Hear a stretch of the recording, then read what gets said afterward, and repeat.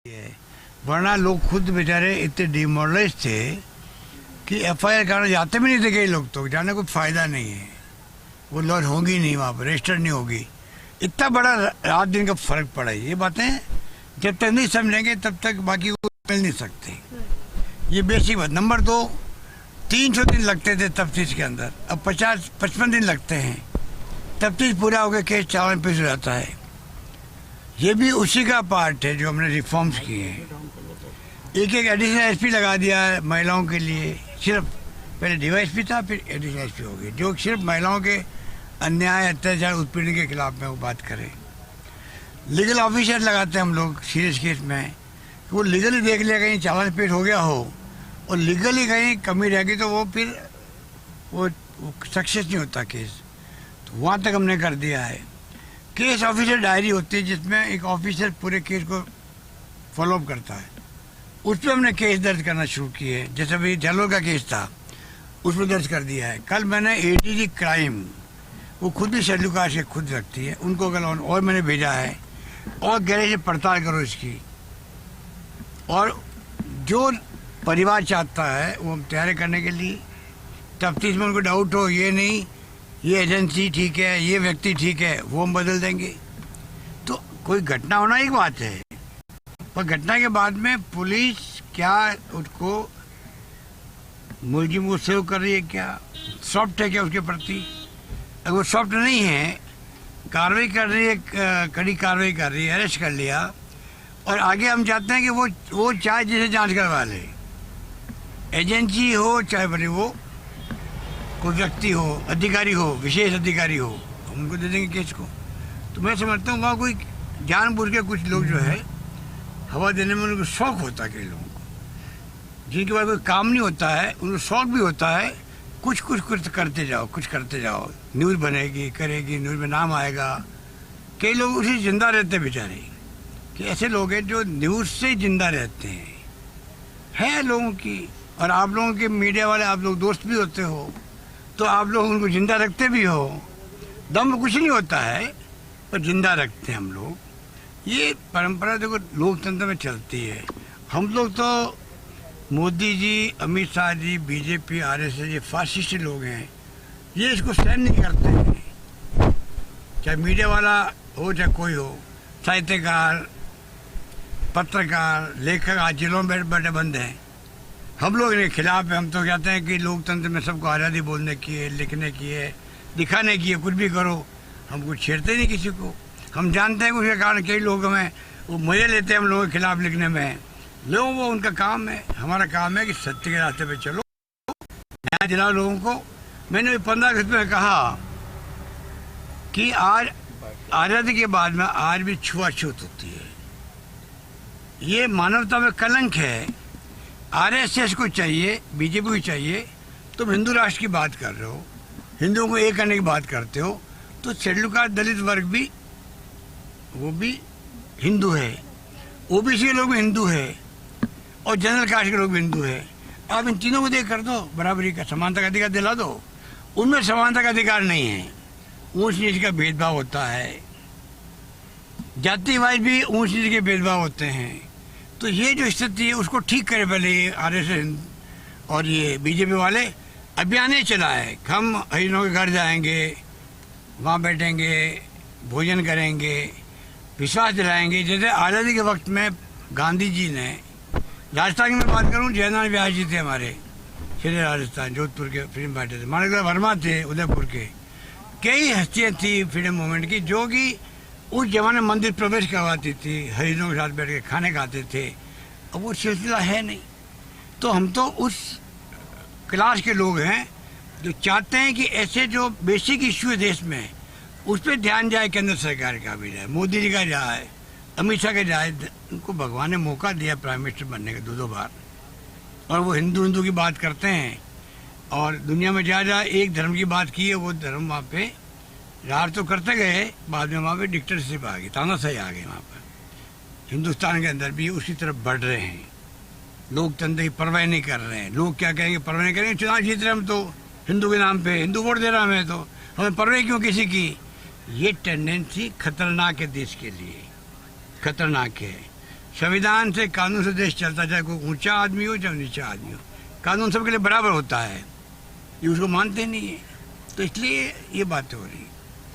आज मैं वहाँ प्रेस कॉन्फ्रेंस ले रहा था अहमदाबाद के अंदर, एक किसी ने क्वेश्चन किया कि एक महिला ने आग लगा दी है, तो मैंने रघु शर्मा को पूछा भाई आग किसने लगा दी है?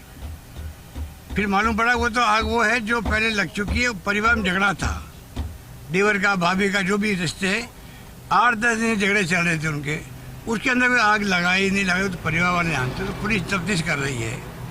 तो अभी उसको हमारे बीजेपी वाले उसको सोशल मीडिया में डाल दिया कि लोग उनको पता ही नहीं कि आग लगी है। आग लगी, क्राइम, परिवार में झगड़ा हो गया है, पुलिस अपना काम कर रही है। तो ये बीजेपी वाले इस प्रकार से मैं समझता हूँ जो देश चला रहे हैं, महंगाई की परवाह इनको नहीं है,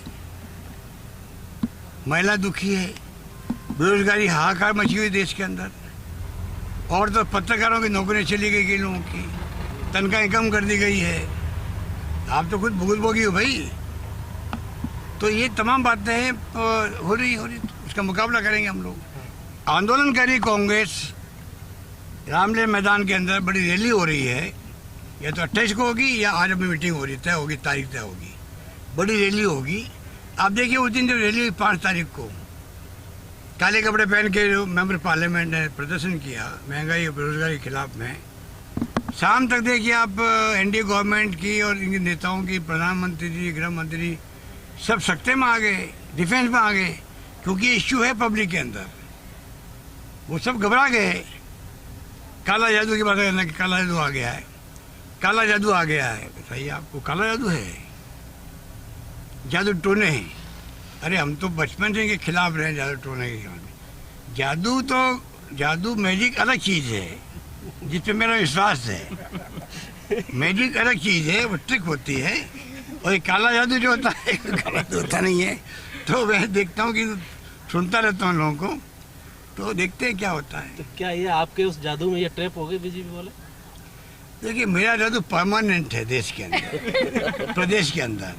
वो परमानेंट जादूगर हूँ मैं हूँ, उसमें जादू अपना आप चलता रहता है, उसमें कोई नहीं होता। वो तो जादू मेरा अलग तरह का जादू है, और वो जादू देख लीजिए आप, लगातार हम लोग देखने को मिलेगा। सेवा करने का जो मुझे अवसर मिला है पब्लिक की, मेरा तो जिंदगी का मकसद है अंतिम सांस तक सेवा करना, गरीब की आंसू पहुँचना, जो गांधी जी ने कहा था।